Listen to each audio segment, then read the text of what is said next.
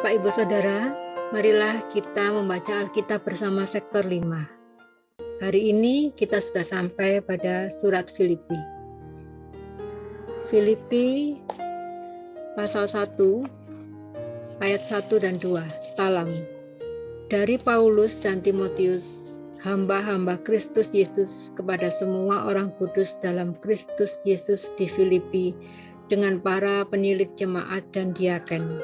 Kasih karunia dan damai sejahtera dari Allah Bapa kita dan dari Tuhan Yesus Kristus menyertai kamu. Ayat 3 sampai dengan 11, ucapan syukur dan doa. Aku mengucap syukur kepada Allahku setiap kali aku mengingat kamu, dan setiap kali aku berdoa untuk kamu semua. Aku selalu berdoa dengan sukacita. Aku mengucap syukur kepada Allahku karena persekutuanmu dalam berita Injil mulai dari hari pertama sampai sekarang ini. Akan hal ini aku yakin sepenuhnya, yaitu Ia yang memulai pekerjaan yang baik di antara kamu akan meneruskannya sampai pada akhirnya pada hari Kristus Yesus. Memang sudahlah sepatutnya aku berpikir demikian akan kamu semua. Sebab kamu ada di dalam hatiku, oleh karena kamu semua turut mendapat bagian dalam kasih karunia yang diberikan kepadaku, baik pada waktu aku dipenjarakan, maupun pada waktu aku membela dan meneguhkan berita Injil.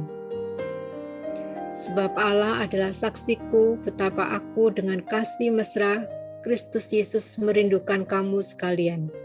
Dan inilah doaku. Semoga kasih-Mu makin melimpah dalam pengetahuan yang benar dan dalam segala macam pengertian, sehingga kamu dapat memilih apa yang baik, supaya kamu suci dan tak bercacat menjelang hari Kristus, penuh dengan buah kebenaran yang dikerjakan oleh Yesus Kristus untuk memuliakan dan memuji Allah. Ayat 12 sampai dengan 26. Kesaksian Paulus dalam penjara. Aku menghendaki saudara-saudara supaya kamu tahu bahwa apa yang terjadi di atasku ini justru telah menyebabkan kemajuan Injil, sehingga telah jelas bagi seluruh istana dan semua orang lain bahwa aku dipenjara karena Kristus. Dan kebanyakan saudara dalam Tuhan telah beroleh kepercayaan karena pemenjaraanku untuk bertambah berani berkata-kata tentang firman Allah dengan tidak takut. Ada orang yang memberitakan Kristus karena dengki dan perselisihan, tetapi ada pula yang memberitakannya dengan maksud baik. Mereka ini memberitakan Kristus karena kasih, sebab mereka tahu bahwa aku ada di sini untuk membela Injil. Tetapi yang lain karena kepentingan sendiri, dan dengan maksud yang tidak ikhlas. Sangkanya dengan demikian mereka memperberat bebanku dalam penjara.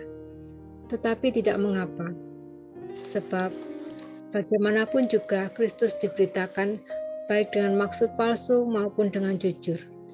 Tentang hal itu aku bersukacita, dan aku akan tetap bersukacita karena aku tahu bahwa kesudahan semuanya ini ialah keselamatanku oleh doamu dan pertolongan Roh Yesus Kristus. Sebab yang sangat kurindukan dan kuharapkan ialah bahwa aku dalam segala hal tidak akan beroleh malu, melainkan seperti sedia kala, demikian pun sekarang, Kristus dengan nyata dimuliakan di dalam tubuhku, baik oleh hidupku maupun oleh matiku.